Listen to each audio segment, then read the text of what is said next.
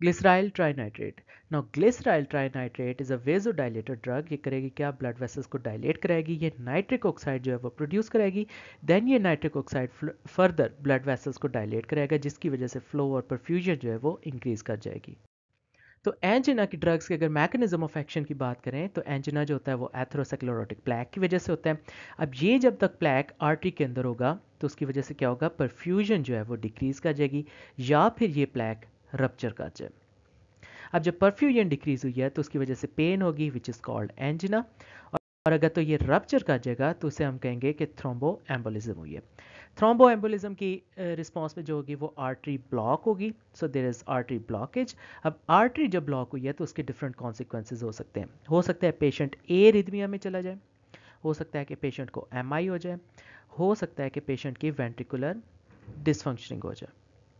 अब जब एमआई की फर्दर हम बात करें तो एमआई में पेशेंट को पेन भी होगी और साथ साथ हो सकता है कि पेशेंट शॉक में चला जाए। जब पेन होगी तो उसके रिस्पॉन्स में पेशेंट की सिंपथेटिक एक्टिविटी जो है वो इंक्रीज होगी, ज़्यादा सिंपथेटिक में पल्सेस जो होंगी वो फायर होंगी। अब इस लेवल पर हम डिफरेंट ड्रग्स दे सकते हैं जो कि डिफरेंट डिफरेंट लेवल्स पर काउंटर करें। फॉर एग्जांपल जो एथेरोस्क्लेरोटिक प्लैक है इसको स्टेबलाइज करने के लिए हम स्टैटिन्स दे सकते हैं, टोवास्टैटिन, रोवास्टैटिन वगैरह। इसके अलावा जो रप्चर है इसको ट्रीट करने के लिए भी हम डिफरेंट जो है वो ड्रग्स दे सकते हैं। फॉर एग्जांपल एंटीप्लेटलेट ड्रग्स देंगे, या फिर एंटीकोएगुलेंट्स देंगे, या फिर थ्रोम्बोलिटिक एजेंट्स देंगे। इसके अलावा जो एंजिन है इसको ट्रीट करने के लिए भी हम डिफरेंट ड्रग्स दे सकते हैं। हो सकता है हम कैल्शियम चैनल ब्लॉकर्स दे दें, और प्रेफरेबली नॉन डाइहाइड्रोपैराडीन्स जिसमें डिल्टायाजिम और वरैपामिल, क्योंकि वो मेनली हार्ट को फोकस करती हैं। नाइट्रिक ऑक्साइड्स दे सकते हैं, शॉर्ट एक्टिंग भी है, इंटरमीडिएट एक्टिंग भी है, लॉन्ग एक्टिंग भी है। इसके अलावा IF ब्लॉकर्स जो कि फनी चैनल करंट के ब्लॉकर्स हैं, इनहिबिटर्स, इन्हें रेट इनहिबिटर्स कहते हैं, जिसमें इवेब्राडीन आती है, वो दे सकते हैं। या फिर हम मेटाबॉलिज्म मॉडिफायर्स दे सकते हैं जिसमें रेनोलाजिन या ट्राइमेटाजिडीन जो कि लेट सोडियम करंट इनहिबिटर्स हैं। इसके अलावा और किस किस तरह हम एंजिना को ट्रीट कर सकते हैं, एरिथमिया उसको ट्रीट कर सकते हैं बीटा ब्लॉकर्स देकर। उसके अलावा जो वेंट्रिकुलर डिसफंक्शन है इसको हम ट्रीट कर सकते हैं एस इनहिबिटर्स देकर। और क्या हो सकता है, जब पेशेंट शॉक में चला जाए या पेन में चला जाए तो इस केस में हम ओपियोइड्स जो है वो यूज़ कर सकते हैं एंजिना के अंदर। और जो सिंपथेटिक एक्टिविटी है इसकी फायर को रोकने के लिए अगेन हम बीटा ब्लॉकर्स जो है वो यूज़ कर सकते हैं। तो अगर फार्माकोकाइनेटिक्स की बात करें तो जो ग्लिसराइल ट्राइनाइट्रेट है वो सबलिंगुअल टैबलेट के थ्रू भी दे सकते हैं, आईवी भी दे सकते हैं, स्प्रेस के थ्रू भी दे सकते हैं, और ट्रांसडर्मल पैचेस के थ्रू भी देंगे। इमीडिएटली इसका इफेक्ट होगा, जैसे देंगे साथ ही ब्लड वेसल जो है वो डायलेट हो जाएंगी क्योंकि नाइट्रिक ऑक्साइड की प्रोडक्शन होगी। हाफ लाइफ इसकी खुद 30 आवर्स है, लेकिन अगर ट्रांसडर्मल पैचेस लगाएंगे तो 24 आवर्स तक भी हाफ लाइफ जा सकती है।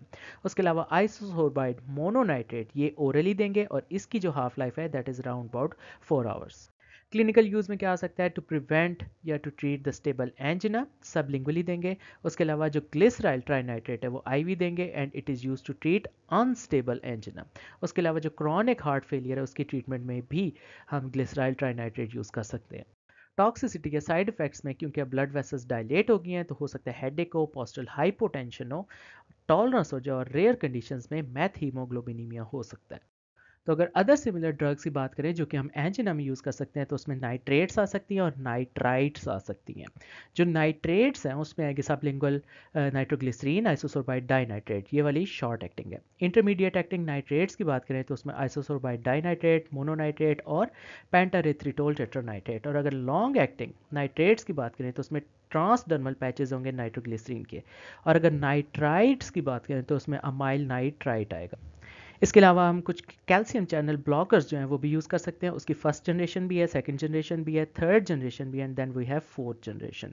तो अगर कैल्शियम चैनल ब्लॉकर्स की बात करें फर्स्ट जनरेशन में, जिनका शॉर्ट ड्यूरेशन एक्शन होता है और एडवर्स इफेक्ट्स कुछ ज़्यादा होते हैं, तो फर्स्ट जनरेशन में आएगा नाइफेडिपिन, नाइक्राइडिपिन, वरैपामिल और डिल्टायाजिम। जो वरैपामिल और डिल्टायाजिम है ये नॉन डाईहाइड्रोपेराडीन्स है, यानी ये हार्ट के ऊपर जो होंगे वो ज़्यादा एक्ट करेंगे।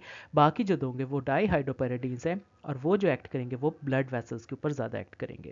इसके अलावा अगर second generation calcium channel blockers देखें जो कि स्लो रिलीज फॉर्मुलेशन है तो उसमें इजराइडिपिन, फिलॉडिपिन, बाइनाइडिपिन और नाइसोल्डिपिन आएंगे। और अगर third generation calcium channel blockers की बात करें जो कि लिपोफिलिक स्टेबल फार्माकोकाइनेटिक्स वाले, they are well tolerated in heart failure, तो उसमें आएगा एम्लॉडिपिन, एजालनिडिपिन, इफोनिडिपिन। और अगर fourth generation calcium channel blockers की बात करें जो कि एल और N type calcium channel blockers है, स्टेबल एक्टिविटी के साथ है, रिड्यूस एडवर्स इफेक्ट्स और ब्रॉड स्पेक्ट्रम वाले हैं, तो उसे उसमें आएंगे सिलनाइडिपिन, लेक्रानिडिपिन और लेसिडिपिन। एंजिना में और कौन सी ड्रग्स दे सकते हैं, उसमें दे सकते हैं बीटा ब्लॉकर्स। बीटा ब्लॉकर्स की भी डिफरेंट जनरेशन है। पहले फर्स्ट जनरेशन की बात करें जो कि नॉन सेलेक्टिव बीटा ब्लॉकर्स है, इसका मतलब ये कि बीटा 1 और बीटा 2 दोनों के ऊपर एक्ट करेंगे। उसमें नेडोलोल, प्रोप्रानोलोल, ऑक्सप्रेनोलोल, पेनब्यूटोलोल, सोटालोल, सोटालोल में पोटाशियम चैनल ब्लॉकिंग भी इफेक्ट और ये एंटी रिदमिक भी है, टिमोलोल, पिंडोलोल और लीवब्यूनोलोल, ये सारी फर्स्ट जनरेशन जो है बीटा ब्लॉकर्स हैं। Then we have second generation and these are beta 1 selective blockers. ये बीटा 2 रिसेप्टर्स को नहीं छेड़ेंगी, सिर्फ बीटा 1 को ब्लॉक करेंगी। इसमें आएगा एसब्यूटोलोल, एटिनोलोल, बिसोप्रोलोल, एस्मोलोल और मीटोप्रोलोल। एस्मोलोल जो है वो इमरजेंसी में एक्ट करते हैं, इसका जो टाइम होता है वो बहुत ज़्यादा शॉर्ट होता है।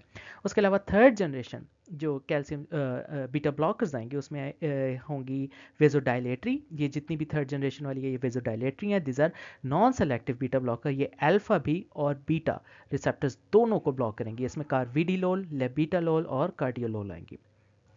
उसके अलावा कुछ और अगेन थर्ड जनरेशन जो कि बीटा ब्लॉकर्स होंगे ये भी वेजोडाइलेटरी हैं, but they are only beta 1 selective. ये अल्फा चैनल्स को ब्लॉक नहीं करेंगे, सिर्फ बीटा 1 सेलेक्टिव ब्लॉकर्स हैं।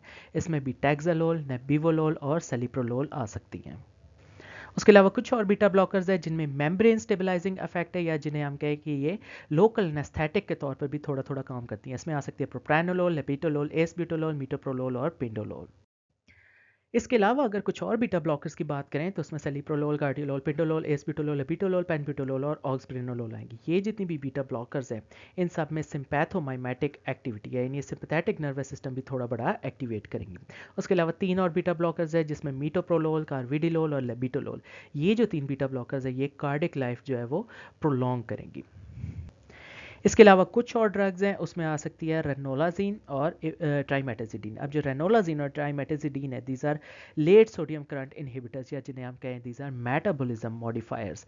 Then finally we have ivabradine. Ivabradine जो है वो आईएफ ब्लॉकर है, जिसे हम कहें फनी चैनल या करंट इनहिबिटर्स, या जिसको सिंपली कह सकते हैं rate inhibitor. So this is इवेब्राडीन।